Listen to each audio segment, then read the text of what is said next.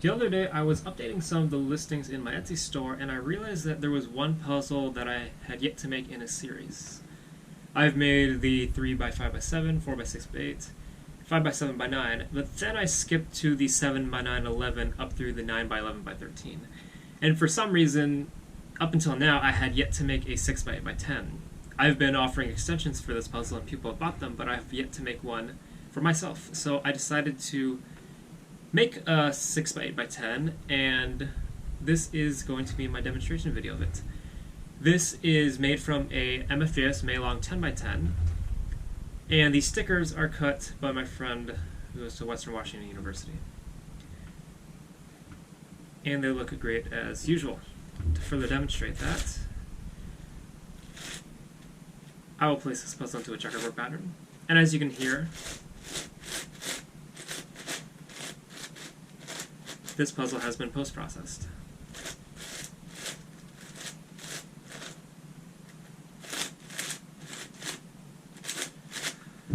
There's a full checkerboard pattern to demonstrate the colors and the shades of the stickers.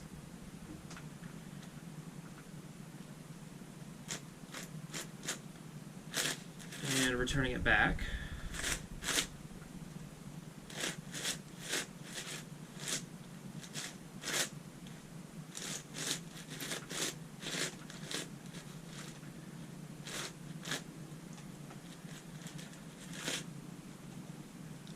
although this puzzle is not the largest of the ultimate shapeshifters that I've made, it is still a little bit difficult for me to handle.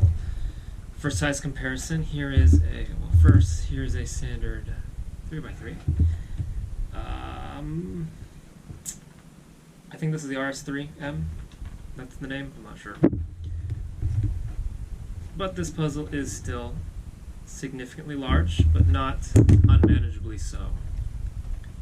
Thankfully, the MFJS line of puzzles are very compact in nature, and it makes making these ultimate shapeshifters and extension-based puzzles very easy. Here's a 5x5, which I still don't know the name of.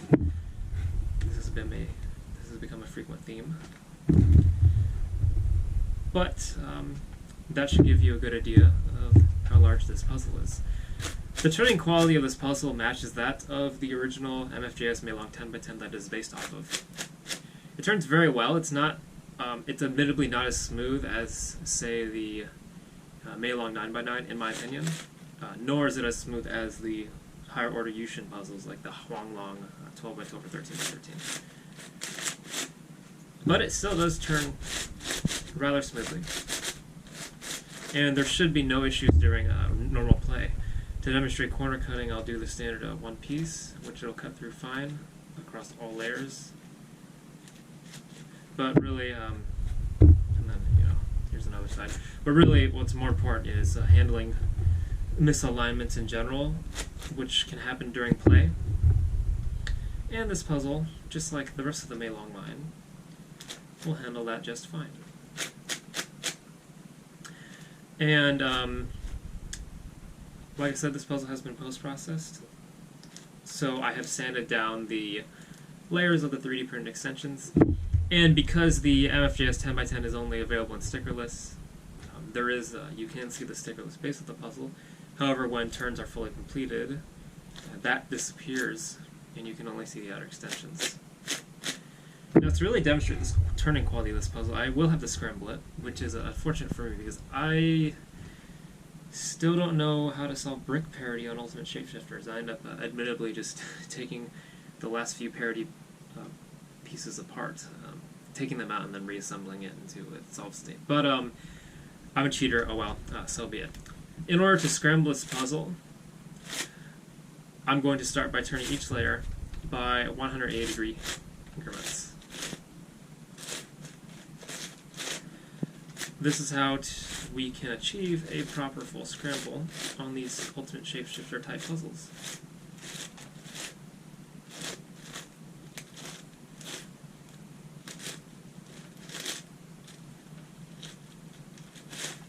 And for this puzzle, since there are so many layers, it will take me a bit longer to get to a point where I feel like I've completed a satisfactory partial scramble.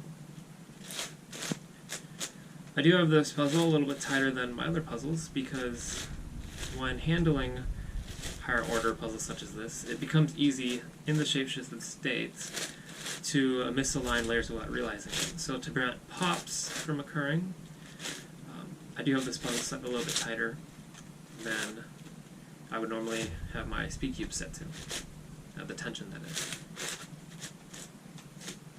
But even so, I can still perform finger tricks, sort of. The puzzle is a little bit large for me to achieve that fully though.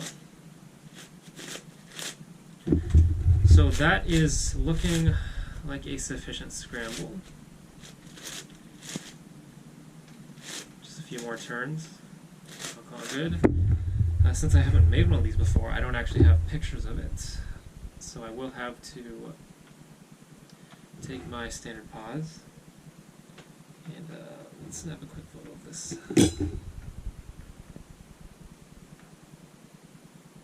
So that's the first part of the scramble. And then from here, we can go into, so the way I scramble Ultimate Shapeshifters is this way, where I will now proceed to turn the red and orange face layers in 90-degree increments, but continue turning the other layers in 180-degree increments. This ensures that I can unbandage and scramble all the pieces. If this is not performed, then the puzzle will not solve. You will not have the full solving experience of the Ultimate Shapeshifter. You would be limited to the solving experience of, say, a 6x6x6, or potentially the floppy, what is it, 6x8x6.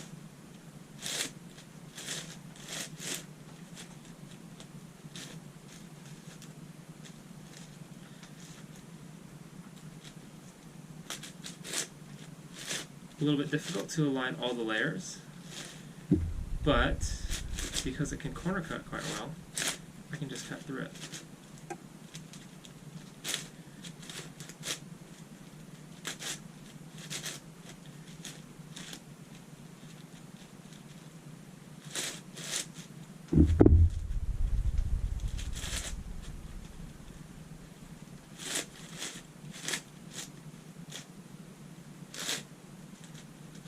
And I think I'm getting to the point where I feel this is good, or sufficient enough.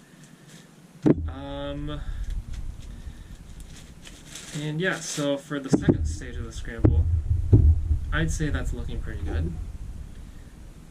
Snap another photo real quick of this mess that I am currently making.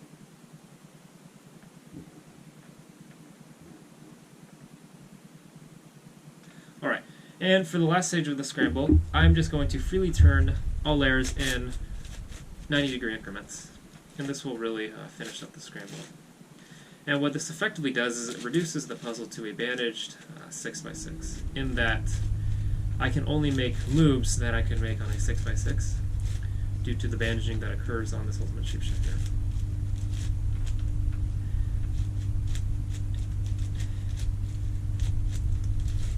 Having that corner cutting really comes in handy at this point, because it's hard for me to determine whether or not layers are actually aligned with one another.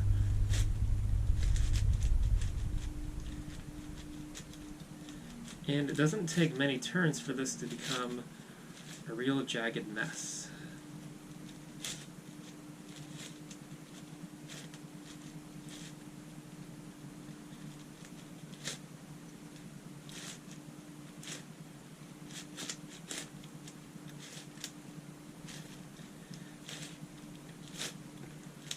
And as I said, I know how to mostly solve this puzzle. It's just the last stage brick parity. I don't know the sliding U technique or whatever the brick parity algorithm is called. I know there's a tutorial on it. In fact, one of my customers made a tutorial for me. So at this point I have no excuse to not be able to solve this. But so I will try my best. I'm not going to film myself because this is going to take me too long to solve. But I will try to actually solve this puzzle in its entirety, which will be the first time I have solved an Ultimate Shapeshifter in probably over a year. I used to know how to solve 3x5x7, but I have since forgotten. Anyways, I will call that a sufficient scramble. I have quite the mess on my hands to deal with. The method is the same for solving all of these, it's just that it takes such a long time, and I don't know the final parity algorithms. But, like I said, I will do my best. Anyways, I have recently found an effective way of making even by odd layer puzzles. It has been long requested that I make a 5x6x7, and I've been saying no for about 2 years, but I finally got around to figuring out how to make one, with primarily with the use of extensions. And I will be making that in the next coming 2 weeks, so stay tuned for that, and I will see you on the next one. Thank you so much for watching, and goodbye.